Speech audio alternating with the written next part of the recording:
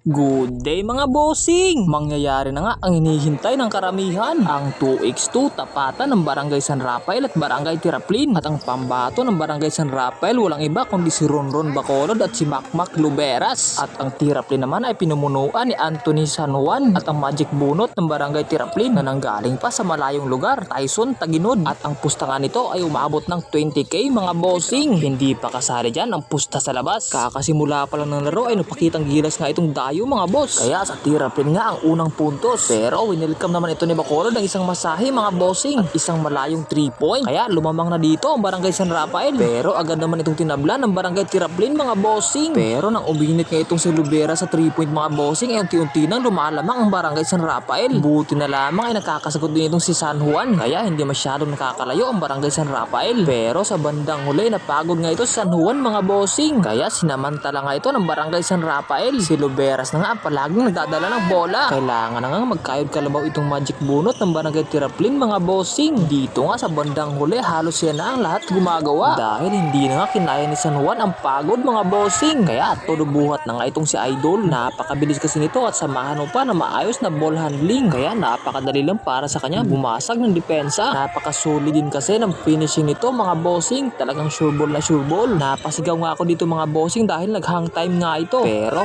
sure win ang gusto ng Barangay San Rafael mga bossing. Hindi na nga ito nagpakampante at hindi na binigyan pa ng pagkakataon ng Barangay Tiraplin mga bossing. Bumira nga ng isang bank shot itong si Idol Bacolod mga bossing para silyuhan na nga ang kanilang pagkapanalo. Kaya umuwi nga ng paldo ang Barangay San Rafael mga bossing. Pakiabangan ang kanilang full highlight sa susunod na video mga bossing. Hanggang dito na lang muna. Peace out sa inyong tanan mga boss.